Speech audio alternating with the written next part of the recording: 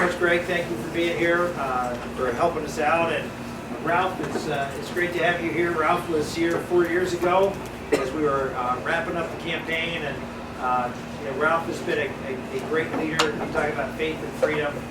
Ralph has been someone who has been a stalwart to keep those issues front and center, and has always, been someone I think all believers can look for as a good indicator of who's the right person and the right people that are going to carry the ball forward. So I'm honored that you'd be here with me today, Ralph. I thank you for the great leadership you provided, the organization that you've built, and one of your best lieutenants and here in the state of Iowa, who's also a great leader in the state of Iowa as a national committee man from Iowa, is also here with you, and that's my good friend Steve Scheffler, who's in the back there. Steve, thank you very much. I say this all the time. I mean, I've done over 700 meetings in the state of Iowa, over 700 in the past 5 years. And so I've been all over Iowa. And during that same time, Steve Scheffler was the national committee man through this entire process. And I have to tell you, I've been to other states, my own home state of Pennsylvania, and I've seen other national committee men, and I've seen how they interact. I don't know of anybody that compares in the amount of time and effort and the mileage traveled, the dedication to the Republican Party, the dedication to making sure Iowa is the first in the nation in caucus, and then Steve Scheffler. And I don't think people realize how much work this man does to stay in touch with Iowans, and how much work he does to make sure that Iowans have this amazing privilege of being the first to really, I always say, set the race. As we showed 4 years ago, nothing matters until Iowa votes. 4 years ago, I was absolutely ignored by the national media. Yeah, they included me in the debates. They didn't really want to, but they did anyway. There were only 6 or 7 of us then, so they could fit us on the stage. And they didn't segment the field, although I think they probably would have wanted to, because they want to focus in on the folks that they want to talk about, because those are the entertaining people, I suspect, that drive eyeballs so they can make money in their media ventures. But we weren't talked about much until Iowa voted, and that's why I'm so grateful to Steve that he continues to fight to make sure that the national media, that the moneyed establishment of the Republican Party, the power brokers in Washington, D.C., don't get to pick, don't get to exclude folks that you, the voters of this country, want to see on the national stage and want to see put forward as your potential nominee. So I think not just Iowans, but conservatives all over the country owe Steve Scheffler a real debt of gratitude for working hard to make sure that Iowans, and that means voters like yourself, who take the time to get to know the candidates, to hear what the candidates believe in, to get a chance to talk to them, see how real they are. There's a lot of things you can do from watching on television, and then there's another sense you get from actually meeting someone. And that's what Iowans bring to the process. And I'm very grateful for that, obviously, personally, but I'm very grateful to Steve Scheffler for doing that. So give Steve Scheffler another round of applause. So I'm here. I don't know if too many other candidates are doing town hall meetings the day of the debate, but I do. People say, how do I prepare for the debate? Here you are. Welcome to my debate prep. Because I don't know of a better debate prep than to talk to folks out there and answer your questions. And I do this, as you know, I travel around, and I'll sit down at a coffee house with 4 or 5 people, and in some of the smaller rural counties of the state, and I'll come to a pizza ranch, and we'll have a larger crowd. Sometimes we even have bigger crowds than this, and I take the opportunity for you to get a chance to know a little bit about me and what I believe in, the vision for the country, and to remind you of something that's very important. And I sort of highlighted this a little bit in introducing Steve, but the reality is that this race doesn't begin until you vote on Monday. And when you vote on Monday, here's what my call to you. Lead, don't follow. Lead, don't follow. Don't just follow what all the folks want to talk about and what the interesting dynamics of the race are. This entire race, every interview I do on national media, you know what they want to talk about? Polls. All they want to talk about is polls. They want to talk about issues. They want to talk about how to solve problems. They want to talk about how we're going to make America a stronger country. Everyone wants to talk about polls. And polls drive attention. Attention drives polls. And we have this vicious cycle where no one's talking about the big problems that confront this country. Well, you in Iowa know better. You're looking for the person who should be president. That's your job. Your job isn't the same job as people who, are from some of your bordering states, from Illinois, for example. By the time the race comes to Illinois, there'll be 2 or 3 candidates, and they'll have to settle for one of the ones that somebody else chose before. You don't have to do that. In fact, you shouldn't do that. Your job is to tell the people of America that you've done your homework, and let me assure you, they haven't, not because they may not eventually do that, but they don't have to, because they're not voting on Monday. You are.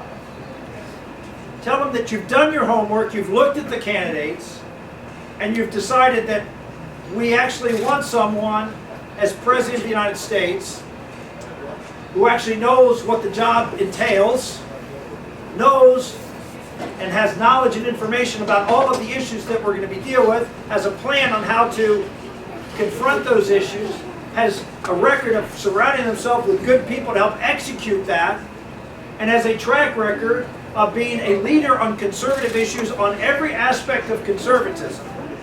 On moral and cultural issues, I get a lot of credit for that, and I'm appreciative of that. But also on national security, and also on economics, and on health care, on helping the poor, all of those areas. We provided leadership, and we have not just fought for conservative principles, we've won and established conservative principles.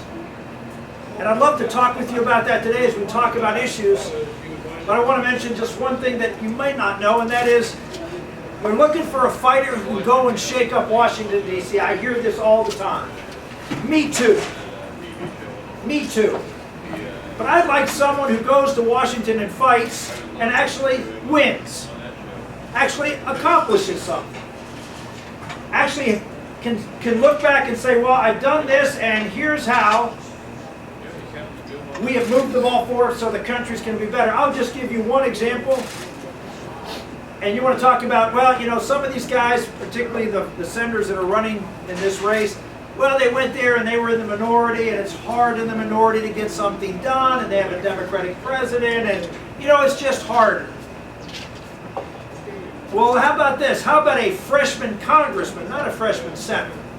How about a freshman congressman who goes to Washington and joins a Congress that has been in Democratic hands for 36 years and no end in sight?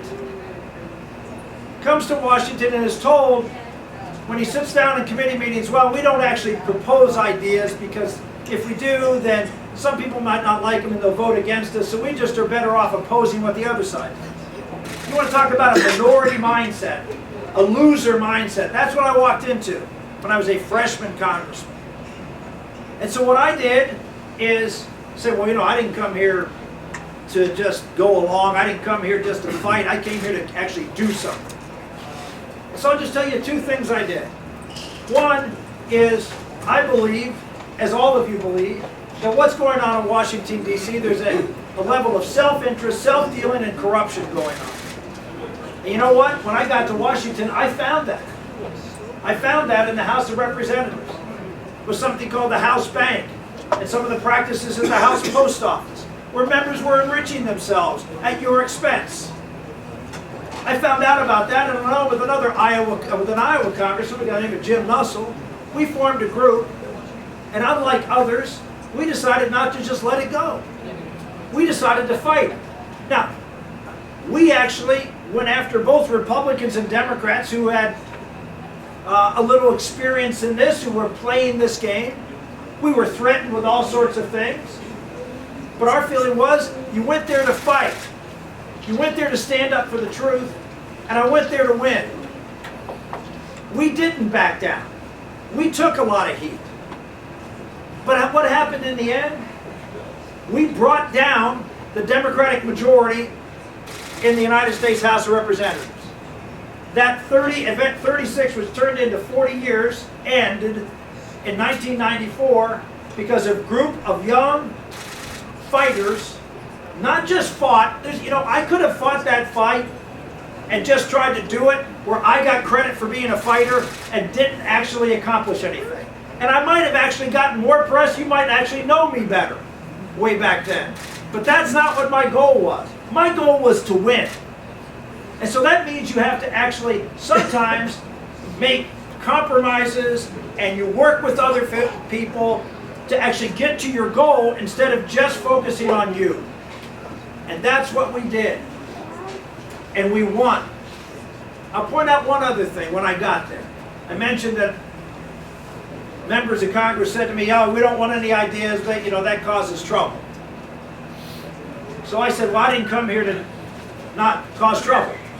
I came here to actually try to push solutions that were going to change things for the better. And I remember being on the budget committee and I was told, we're not going to offer a budget. No, we'll just oppose what the Democrats do. And so I'll give credit where credit is due. Along with another young budgeteer by the name of John Kasich, we went out and started interviewing all these smart people we could find, and we came up with an idea. Anybody ever hear of health savings accounts? Yeah. Well, we created the concept of health savings accounts. We're the first members to introduce such an idea. And for the next 15 years, I pushed and eventually brought health savings accounts into law. I just share that with you because a lot of folks at the top of the polls have no experience, or the experience they have no accomplishments. They've never pushed the conservative ball forward to accomplish anything. And people say, well, we've stopped some bad things. Let me tell you one thing that you all need to know. In the United States Senate, it is easy to stop things. It is not hard to stop things in the United States Senate. That's why everybody's so mad. Because it's easy to stop things. So if you're running around and saying, oh, my accomplishment is, I did something easy. I jumped a hurdle that was 3 inches high. Because that's how easy it is to stop things in the United States Senate. What's hard in the United States Senate, what's hard in Washington, D.C., is fighting things and getting something done. If you want someone who can do the easy stuff and has no track record in doing the hard stuff, well, there are plenty of options for you in this race. If you want someone who's actually accomplished something, I know that's a dirty word, experience, in this election. But here's my final point I'll make, and I use it as by way of analogy. I see one who might be a fan of this university. Iowa State's just up the road.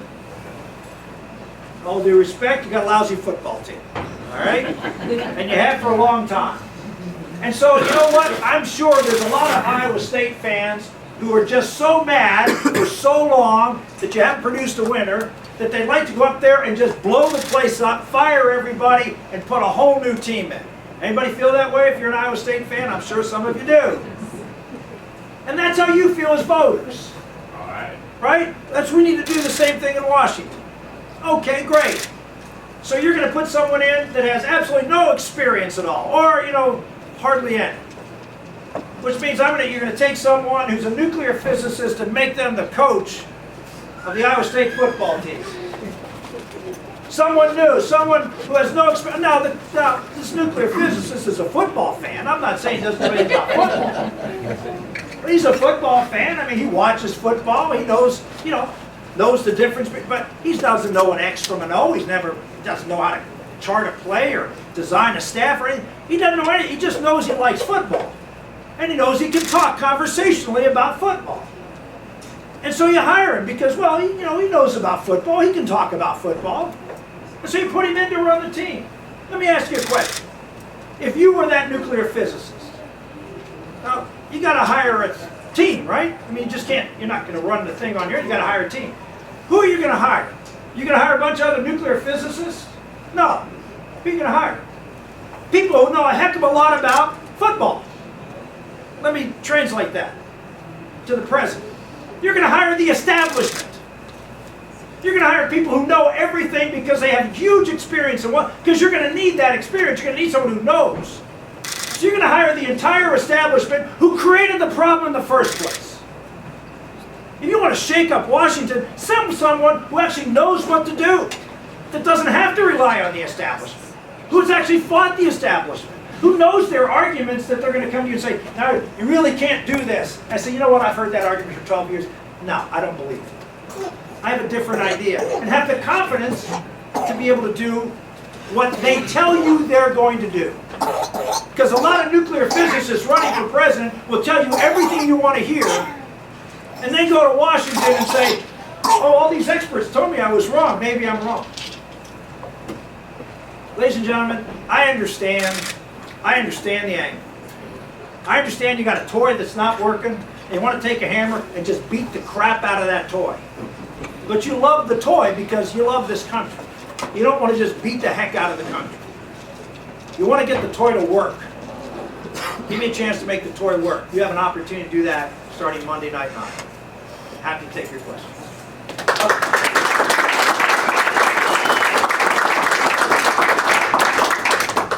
Yes, yes, yes. Hey, you know, yes, sir. Whenever I get a poll from the Republican Party or any other party answers, they say, what's the #1 thing in the country that's bothering you now? What's your top 1, top 3? And it always comes out in the recent years is the economy and jobs. And to me, all these years, the #1 thing is terrorists in the world. The current day ISIS and all the rest of them.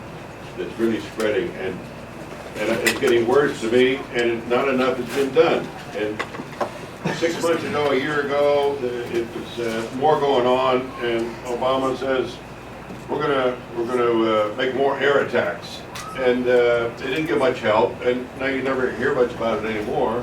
So, how do you feel about the whole thing? You're just gonna let it fiddle around, and it's already been well over 10 years, 15 years it's been going on. How do you feel about the military and what to do about the terrorists? And this is another area where experience actually does help. After the events of 9/11, I recognized that what the president said about we're at war with terrorists was not telling the whole story. We were at war with fundamentalist Islam. Saying we're at war with terrorists is like saying in World War II we were at war with Blitzkrieg. We didn't have any reticence about naming the Nazis for who they were and what they believed in and what they wanted to accomplish. But most Americans have had leadership that has not been honest with them about who the enemy is, what they believe in, and what they want to accomplish. ISIS is a classic example. You have the president repeatedly saying over and over that ISIS is not Islamic, ISIS has nothing to do with Islam, and we shouldn't pay any attention to anything they're saying. The problem is that millions, well not millions, but potentially millions of Muslims identify them as in fact Muslim and are considering or contemplating actually joining them and helping them. And our strategy of just ignoring that is an insult to you, leads to bad policy and actually makes them stronger. And so what I believe that we need to do is to be honest with the American public by describing them in the terms that they describe themselves, how they sell themselves to their fellow Muslims, who they seek to get to join them, so we can then understand what their plan is, how they plan to accomplish it, and then to devise a plan to defeat that. Ignoring it, saying it doesn't exist, has gotten us where we are today, which is an Islamic state, ISIL, ISIS, Islamic State, there are many words for it, that is the size of the state of Indiana, that is functioning as a state right now, producing revenue, governing its people under Sharia law, and having recently, well not recently, a few years ago, declared itself to be a caliphate. Now, when I say the word caliphate, most people have no idea what we're talking about, because the president has never defined, nor has any other leaders that I'm aware of, actually gone out and defined what a caliphate is and what its purpose is. There's been a Muslim caliphate, well it started right after, or you can even say during, when Muhammad was alive, but certainly afterwards. There was a caliphate established, a Sunni caliphate, that was in place almost continuously through 1924. The goal of a caliphate in Islamic law is to accomplish the purpose of Islam. What is the purpose of Islam? The word Islam means submission. The word Islam means that the purpose of a caliphate is to get the world to submit to the will of Allah, to submit to Allah and to become a Muslim. That's the goal of Islam. That is, and the engine by which that is established or was established over time is a caliphate run by a caliph. No different than a kingdom is run by a king. This caliph has a little bit more power than a king because you're not just the ruler of the country, you're also the religious leader of the country. You're both king and pope in one person. And so this caliphate has now been resurrected, and Muslims around the world are looking to see whether this is the real deal. Is this a true caliphate? Are these people that we need to follow? Are they the ones who are being blessed by Allah with success? And if He blesses them with success, well then maybe they are the real deal. Are they operating a state with power and influence sufficiently to accomplish the goal of spreading Islam? That's the first question. So they look at, do they have land? Do they have an operating economy? Do they have the ability to project force? Are they attracting other people to their cause? All of these are things that they evaluate to determine the legitimacy of the caliphate. And so what do you see? Well, you have a president who has a policy that ignores all of what I just said. Either I can't believe he doesn't know what I've just said, but he ignores that reality. And basically he said, look, these are just a bunch of people who are corrupting Islam, and they're just tyrants, they're brutal, they're terrorists. They have, and all we have to do is make sure that we contain these people where they are and work to try to destroy their legitimacy around the world. That's the president's game plan.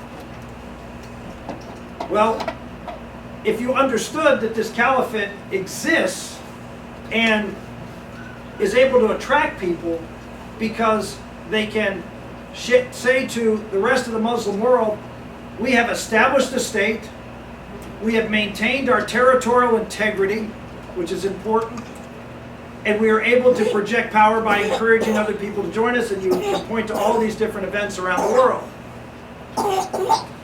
In the eyes of the Muslim world, if they are able to maintain their territorial integrity, that is probably the most important thing for Muslims to look at to determine whether they're legitimate, particularly in light of the fact that the United States is bombing them, and that we have troops on the ground, and that we have a president saying that, you know, we want to see them defeated.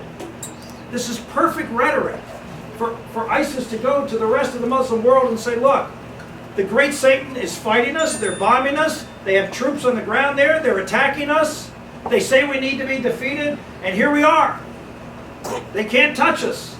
Allah is protecting us. We are legitimate. Join us. And they are. And more will, as long as we continue this fiasco of a foreign policy of containing ISIS. Containing ISIS is perfect in ISIS's mind, because it allows them to maintain their legitimacy in the Muslim world. So the answer is very clear. In order to create questions of legitimacy and credibility in the Muslim world, in order to get other Muslims to walk away from ISIS, the key is to destroy their state, to take the land back and return it to Iraq and eventually Syria. And any policy that does not do that will allow ISIS to prosper. As president, I will put the required troops in southern Iraq, the required equipment and arms in northern Iraq with the Kurds to accomplish that mission. All right, thank you, man. If you become president, will you have your Justice Department looking at some of the crimes committed by this regime, like IRS, conservative groups, Indra, Fast and Furious, on and on? Are you going to investigate that stuff, or are you just going to let all that slide? You know, the role of the next administration is to continue on, and whether there's a continuing investigations, to look at those investigations. If there are areas that I believe that there are people involved in activities that were illegal or abusive activities of the government, we will investigate those activities. And I have no doubt that President Santorum would investigate the IRS legitimately, because there is no doubt in my mind that there was, in fact, a targeting of people, and people were not held accountable for it. As far as all the other things, you know, I'll take it as a case-by-case basis as to determine whether there's any legitimate purpose to move forward with an investigation, and that includes, depending on what happens with Mrs. Clinton, includes Mrs. Clinton and her exploits in not understanding how to run a computer system. Anybody else? Questions? Yes. I hear people talk about Obamacare, the Affordable Care Act, and they say, I'll tear it down and destroy it. As President Santorum, what would you do with the Affordable Care Act? The Affordable Care Act is a disaster. It is driving up healthcare costs again. There was a report just this week by, I think it was the CBO, that said Medicare and Medicaid prices were going to go up 11%. You saw that United Healthcare, well, reporting overall profitability in every line of insurance they have. With respect to the exchange products, which is the Affordable Care Act products, they lost $500 million. Other healthcare plans are coming forward saying the same thing. It doesn't work. Insurance companies are going to leave.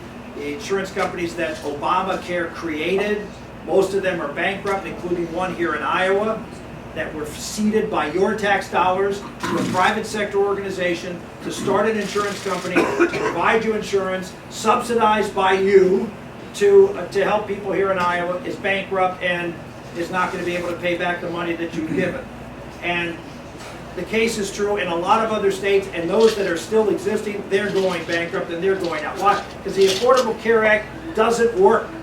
The structure of the act doesn't work. You're seeing mergers of insurance companies. Why? Because the way they structured it was, I said this when it passed, looking at some of these provisions, said we're going to end up with 2 or 3 insurance companies in America. Because otherwise, or one per state. Because the act was written to drive out, to make consolidation the only way you can survive based on the rules that they put in place. Something called, I won't go into, called minimum loss ratios, pretty much required everybody to consolidate into one company. And then you have rules that sound really wonderful, that the president is doing something to really help people afford insurance. And he called it, it's called, well, the technical terms of community rating and pre-existing condition clauses. All sounded like, look, we're not going to, this is what he said, we're not going to discriminate against older and sicker people in insurance. They're not going to have to pay high insurance premiums anymore. We're going to help those who are in need. I don't know about you, but I don't think charging someone who's older and sicker, who uses health insurance more than someone who's younger and healthier is discrimination.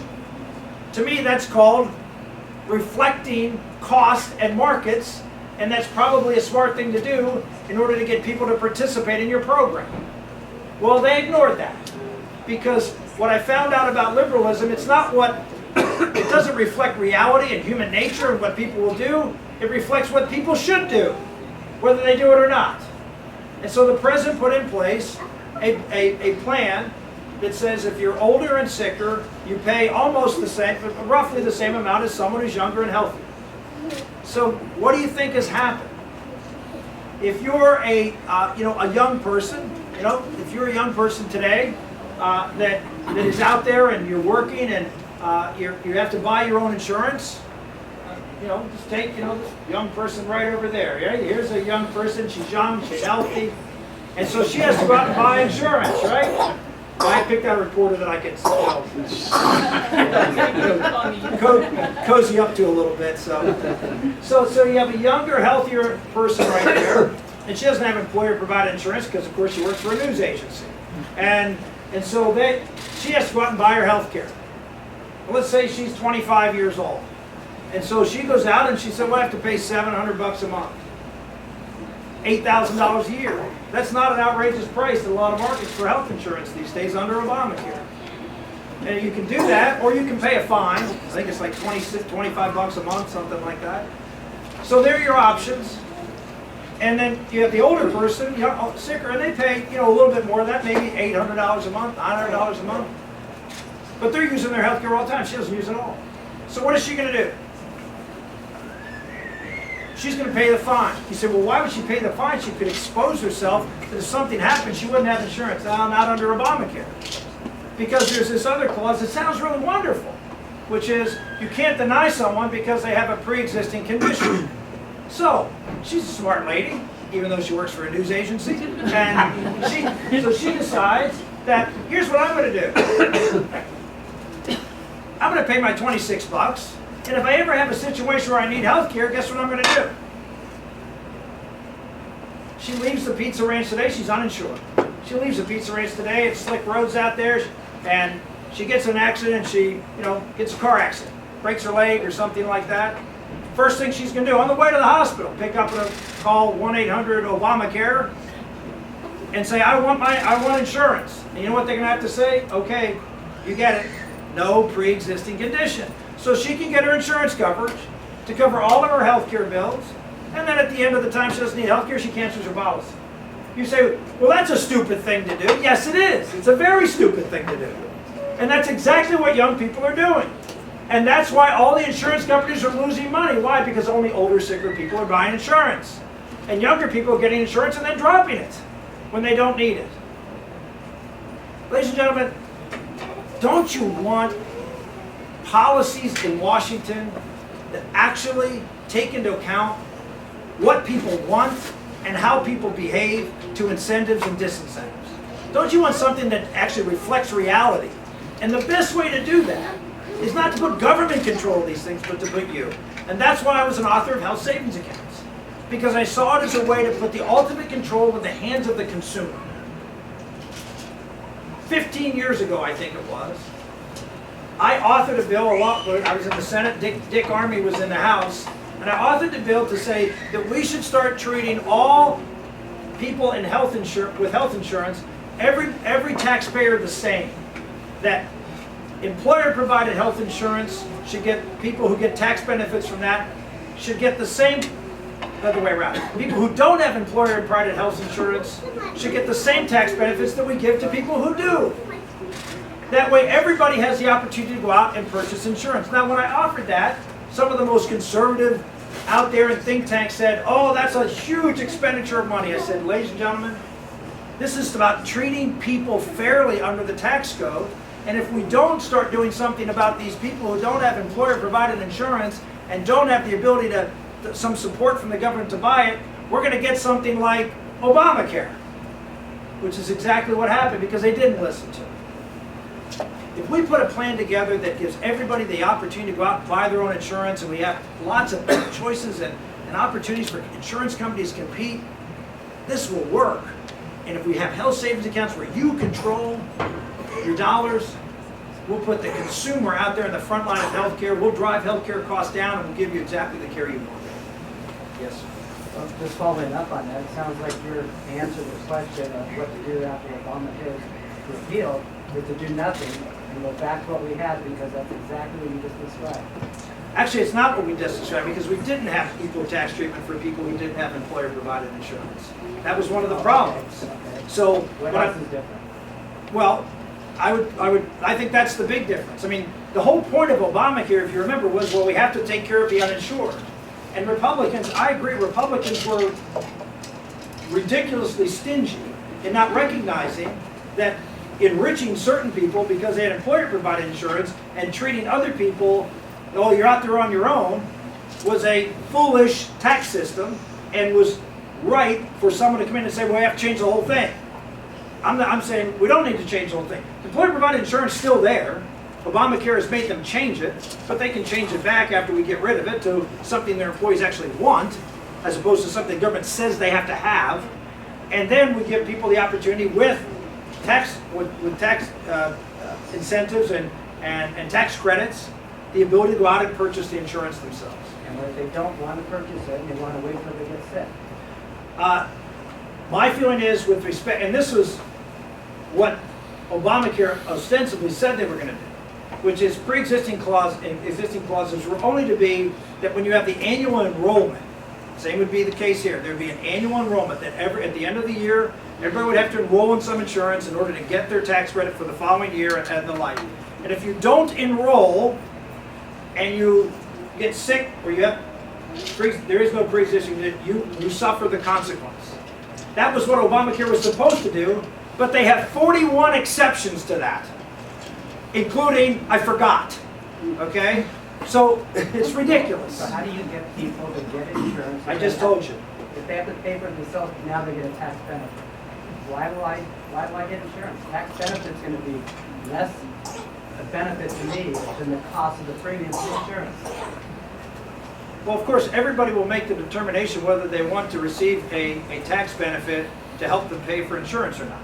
And if people want to take the risk of not insuring themselves, even though they may be eligible for $3,000 or $4,000 to help them pay for their insurance, if they want to decline that money, they don't want to use it for insurance, they won't get it. They won't not use it for. They won't get it at all. If they don't want that money to be able to purchase insurance, then they will take the risk of being uninsured, and if something happens, they won't be able to get insurance. And so there are prices for irresponsible behavior.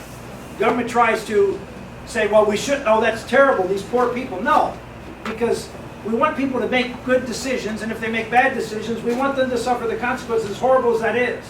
You know, I want my kids to make good decisions, but if they make a bad decision, I don't want to sugarcoat it so they continue to make bad decisions because there's no consequence.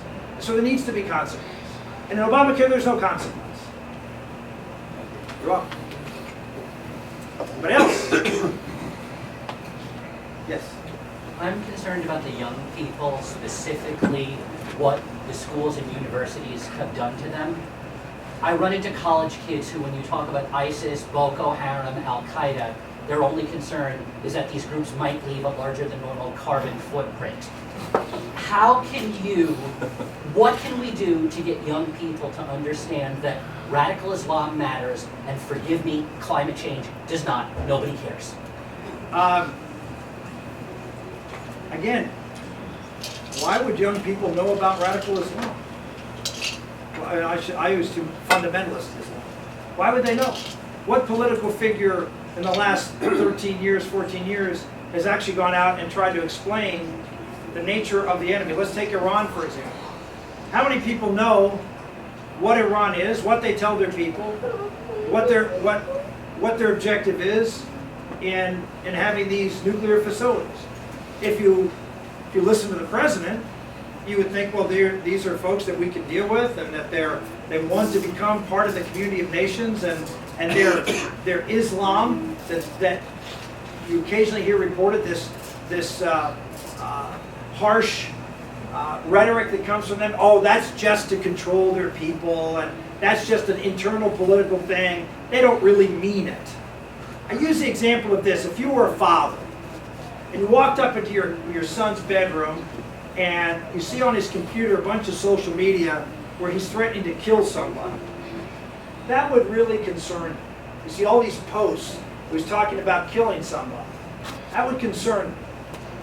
I'd be concerned, but I'd say, okay, well, maybe it's just, this social media, the chatter there. It could be sort of just crazy talk, and I'm not going to walk. But then I notice a file on his desk. I open it up, and I see a plan on how he's actually going to kill this person. So I think, okay, well, that's a little creepy. Maybe I should be a little bit more concerned here.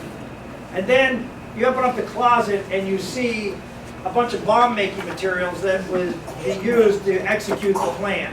And you say, well, maybe it's not just he's saying it, he's not planning it, he's actually taking steps to do it. And you go out in the garage and you find a bomb.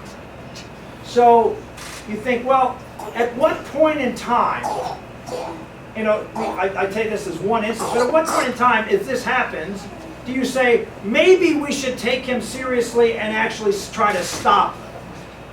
So you have Iran, since 1979, has talked about destroying the state of Israel, wiping out the great Satan, that would be us, taking over the world for Islam, and talking about the return of their hidden imam, the 12th imam, in order for them to usher in this global caliphate of peace where everyone submits to Islam. They've been talking about that, moderate, radical, doesn't matter the president. They all say the same thing. And they're out there talking about this all the time. And then we see in lots of information that they're actually planning on putting together the tools to which to accomplish that. Nuclear weapons program, they're putting on the paper that, we need to have a nuclear program, and that they talk about EMPs, which is an electromagnetic pulse bomb that can be used, a nuclear weapon used to disable the United States and defeat the enemy. All these things where they're actually talking about actual things that they want to do. And then they start constructing a nuclear refining, a nuclear enrichment plant, which you need in order to develop a nuclear weapon. And they start building that, and they say, oh, it's for peaceful purposes. We need energy. Now, of course, this is one of the largest energy reserves of any country in the world. They have plenty of gas for their electricity, they have plenty of oil to run their cars, but they're building a nuclear power plant. And then we find out they're enriching that uranium far beyond what's necessary for a power plant. And then, but they say, oh, no, we don't have any intention of doing that. That's what they tell you, that we have no intention of doing that. And then they put together a ballistic missiles weapons, a missile system, so they can deliver some, I don't know, maybe they can deliver, canned, goods with the ballistic missiles. But those ballistic missiles are used to deliver nuclear weapons. You don't use ballistic missiles really for anything else other than delivering. And so they're developing ballistic missile capability. And then they have other sites that are hidden, including a heavy water reactor, which is only used for nuclear weapons. And we have a president who says, these are people that don't want to do it. They don't want to harm us. There's no problem here. If you make the analogy to a father, that father is doing criminal activity by allowing this to go on in his house and saying nothing. That's almost criminal conspiracy to allow that to occur. And that's what's happening now. A few days ago, President Obama lifted the sanctions on Iran and gave this entity, which I'm talking about, $100 billion to help them. $100 billion. And lifted the sanctions so they could go, and they're doing it now. Hey, the Rouhani's running around Europe, having a great time, signing up businesses, making more money. Wonderful. So they can enrich themselves, so they can accomplish what they keep saying they want to do. Those sanctions that were reviewed, well, a bunch of them were ones that I wrote. And I pushed through in 2006, in spite of opposition originally by the Republican president, George W. Bush. Eventually we got them passed. I got a bipartisan bill passed on something that was a controversial issue that was opposed for a long time. Why? Because I believe Iran is the greatest threat to the security of the world, and we have a president who is arming them. He's arming them. He's giving them the resources for them to be able to accomplish what I have just laid out to you. If we don't have a president that Iran knows means business, let me assure you, the Iranians know who I am. I have been out there talking about this for a dozen years. I have passed bills which I have authored that put constraints on them. They know who I am. When I say that on day one, Iran will stop their nuclear weapons processing and will dismantle their facility, or we will take them out, I can tell you, I think with 100% certainty that they believe me. Now, if you don't want that, if you want them to continue and you trust them to self-verify under this agreement, or you want to put someone in there that they have no idea whether they mean it or not, they may say they're going to, oh, well, you can't do this or else. If you want that lack of certainty on the part of the Iranian government, then you've got plenty of options in this race. But if you want someone that they know is serious, a heart attack, and you will find out whether they really want a nuclear weapon or not, or whether they're willing to dismantle, then you have one good choice. And I hope you make it. Anybody else? I know we're getting stretched on time. Yeah. Go ahead. Just a question about caucusing coming up. Many of us will be at caucuses. We'll hear different people give speeches about their candidate that they're supporting. What sets you apart from some of the other candidates? You've alluded to some of that already, but what really sets you apart? And I'll leave it up to you whether you want to name names or not and compare. But Well, I mean, you know, I think I talked about experience. I talked all the sort of intangibles, if you will, but are very tangible. As far as issues are concerned, and there's some very important issues on the minds of Iowa voters right now. I know you're a pastor, and so I would say that on the issues that a lot of evangelicals in America, in Iowa, care about, I think there are some really big differences between two of us in the field and the rest of the field. And look, I'm going to be as honest as I can about where everybody is. And I would say that Mike Huckabee and I are pretty much the same on these issues. And there's not much difference between us. The rest of the field, there is a big difference between us. And as you know, most of the folks, if you believe the polls, who are at the top of the polls, are getting a lot of support from people who say they care about these issues, but they're not particularly good at these issues. And have a track record in some cases that are completely 180 degrees from these issues. Let's take marriage as an example. I mean, if you look at the two leading folks there, you have one who has said that the Supreme Court is the law of the land and he will take no action, do nothing, not talk about it, it's over, and marriage is what it is and forget about it. That's Donald Trump. And then you have Ted Cruz, who says that this is not a federal issue, the issue is a 10th Amendment issue, and the states can define marriage any way they want. I take the position that Abraham Lincoln took, and that is, the states don't have the right to do wrong. The states can't define marriage. So under Ted Cruz's view, and by the way, Rand Paul shares the same view, and maybe others do too, and that is that if the states wants to redefine marriage as marriage between a man and a woman, fine. If they want to define it between two men, fine. If they want to define it between two men and a woman, fine. If they want to define it between family members, fine. The state can do whatever they want. That's a view of state power that I don't hold. I don't think the state has unlimited power to do whatever they want under the Constitution. I think the state is limited, as Martin Luther King said. He said there are just laws and unjust laws. And unjust laws are laws that do not comport with God's law or the natural law. I don't think you can say that these definitions of marriage compute with the truth. And therefore they have no ability to violate that. It's like saying that the state has the right, if they want to, under the 10th Amendment, to define water as H3O. You say, well, they can't do that. Water isn't H3O. That's right. Marriage isn't anything you want it to be. It is what it is. And if we don't stand up for that as a party, and we don't say it's not okay to do those things, then you have someone who I know a lot of these marriage groups have endorsed, but I can tell you 4 years ago they would have never endorsed someone with that position. But now they have compromised. They have settled. And so my question to the people of Iowa is, are you willing to settle? Are the folks who say that they are strong supporters and strong believers going out and supporting one candidate who doesn't believe marriage is an issue that should ever be discussed, that it's a decided issue, and someone else who believes the state can decide it any way they want, including expanding it beyond where it is today? I think both are wrong. And if you want a candidate that will articulate that, then you have two choices in this race. I'll be honest, that's it. You have two choices in this race. And I would recommend one over the other, of course, but that's a personal preference. So, okay, I'll give you another one that's important to Iowans. It's Iowa specific, and that's the ethanol issue. We have several candidates in this race who have said that they support the ethanol industry and something called the renewable fuel standard.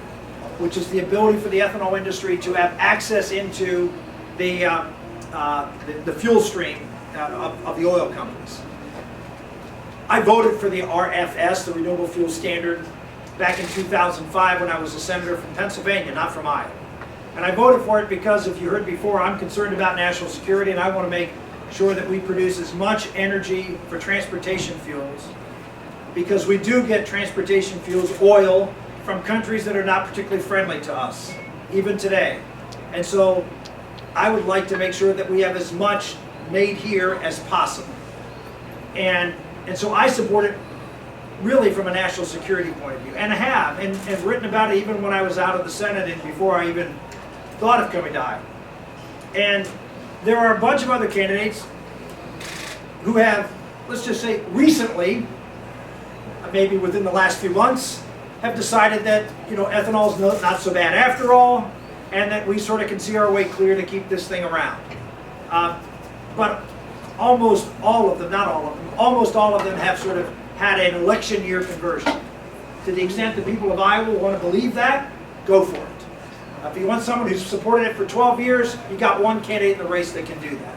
Then you have two candidates in the race who have said they will eliminate it. And you had your United States Senator and your governor get up and talk about one of those two. Why they didn't talk about both, I don't know, but didn't talk about one of those two. It's Cruz and Paul. And have said that an election, I think they didn't talk about Paul because he's not very high in the polls. But the concern is, and I would argue a legitimate one, that if the state of Iowa, and particularly, and interestingly enough, the person who is most opposed, who is opposing ethanol, is getting most of his votes in rural agricultural Iowa, which is sort of funny. Because you would think, well, it would get it from Des Moines. People in Des Moines don't know what RFS is. They don't care about ethanol. But he's actually getting his votes from the people who are most affected by the program.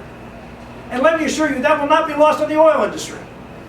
And when they go back to Washington after the rural Iowans, who get a lot of their revenue and support and stability of their economy from the Renewable Fuel Standard, they vote for someone who wants to get rid of it, I can tell you that will be very sharply communicated to all the other members of Congress and tell them, look, people of Iowa don't want it anymore. Why should we continue to subsidize big ethanol?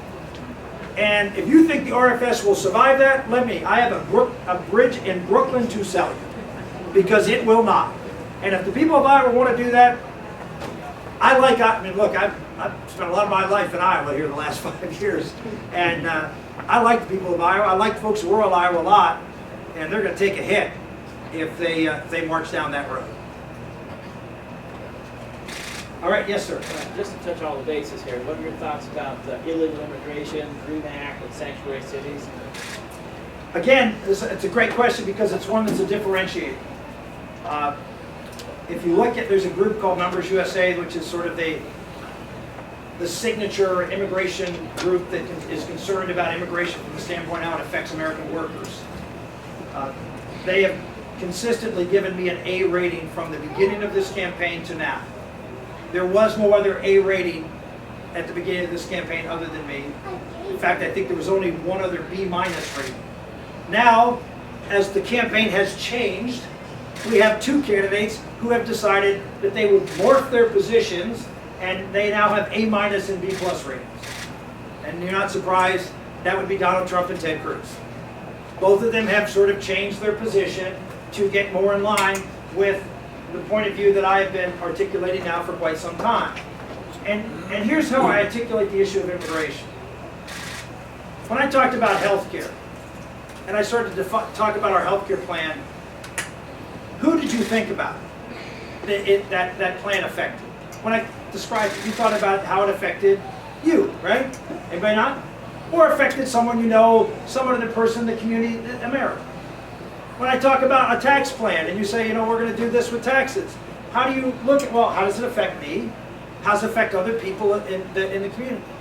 But when I talk about immigration, or anybody does, we have been schooled and instructed that the person we need to think about is the person who broke the law and is here illegally. And how does it affect them? Immigration policy is no different than healthcare policy, it's no different than tax policy. And immigration policy, and this is, I quote Barbara Jordan, was a Democrat from Houston who ran the last immigration commission. And she said, immigration policy should be in the best interest of the American public. Do you agree with that? If it is, then why don't we talk that way? Here's the reality. Over the last 20 years, 35 million people have come into this country, both legally and illegally. And over that 20-year period, most of those people, by the way, are wage earners. And most of those people, and because of those wage earners coming in such large numbers, over the last 20 years, wages have gone up at a rate slower than any other time in American history. Even the Wall Street Journal, an article in the Wall Street Journal yesterday sort of conceded, yes, for lower income workers, because Wall Street Journal is sort of the open borders crowd. You know, more American, more business needs labor, keep labor costs down. Labor will find their happy medium. Even now they're quoting the journals, folks who have done studies, that so for middle and lower income worker, wage earners, it's a bad thing. Oh, only them. Only half of America. This is a bad thing for. The reality is that the very people that immigration helps, business, hurts the very people that businesses wants to keep their wages down. And that's why you see this anger out in society. Because you have Republicans who are pro-business, like most of the Republican field, calling for amnesty and for even higher levels of immigration. And then you have Democrats who want the same thing. Why? Because they believe it's just more votes for them. And it comes down to this: who's for working people in this country? I announced from a factory floor in Western Pennsylvania. And I announced because I wanted to make the center of our platform how we're going to help those who have been left behind by both political parties. Folks who used to work in factories, at least in the town I grew up in, and I know in a lot of towns across Iowa, and a lot of crowds across all of the upper Midwest. And the fact of the matter is those jobs have gone away, most of them. And people say they can't come back, and that's just a lie. They won't come back unless we change policies that allow them to come back and be competitive. Well, I put forward a plan to do that.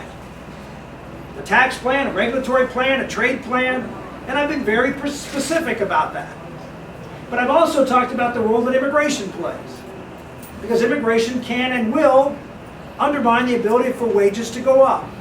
And so what I've suggested is that people who are here in this country illegally should go home and do what my father did and my grandfather did. My grandfather came to this country in 1923. The only reason he got into this country, even though he was living in Italy, is because there were immigration laws passed right after World War I. The only reason he got in is because he had an Austrian passport, not an Italian passport. If he had an Italian passport, they would have never let him in because they weren't letting Italians in anymore after the 1921 Act, because it was an act to shut down Italian immigration because we had too many of them. Sound like something that's being talked about now? My grandfather got in and it took him 7 years. My dad spent the first 7 years of his life without a father in Mussolini's Italy, in fascist Italy. Was that a pleasant experience? I suspect it was not. But America, as my dad always said, was worth the wait. He came here, and look, now his son is running for president of the United States, and we did it the right way. The people I find most upset about all this talk about how we have to accommodate all these people who broke the law are all the people who made the law. Legal immigrants who waited, spent money, and didn't subvert the law and then expect to be rewarded for doing so. And so my point is, if you want someone who has not changed their position, who's been consistent on securing the border, lowering the amount of unskilled worker that we're bringing into this country to compete against those who are here, and you have one candidate in this race that you can count on, and that's what I'll close with. There are a lot of folks who are going to say they're going to do a lot of things. But in the end, Iowans, Americans, get to choose someone that actually has a record you can count on. Just down the road in Osceola this summer, Chuck Grassley introduced me at an event, and he got up and said, well, I guess the best thing I can say about Rick Santorum is I've known him for 20 years and he hasn't changed a bit. You cannot say that about pretty much anybody else in this race on a whole variety of issues. If you want to be disappointed, elect somebody who says they're going to do something and they go and either are going to try to do something else or aren't able to do what they say they're going to do because they don't have the ability to do it, then you have lots of options in this race. But if you want someone who has actually a strong, solid track record and a record of accomplishment and a record of being able to win some tough states and some tough areas, that if we win, we might actually elect a Republican president, then I would encourage you to shock the world on Monday and caucus for me. And beyond that, not just caucus for me, but I need caucus chairmen. I need folks who are going to speak on my behalf. Someone to take some of the, hopefully the energy and passion that you've seen here and relate that to the people in your community. And let them know that they don't have to settle. They don't have to settle for the food fight that we're seeing. They can actually nominate somebody and put someone forward who can change this race and put it back to where we're going to have someone that can take on Hillary Clinton and defeat her and get this country back on the right track. Thank you all very much, and God bless.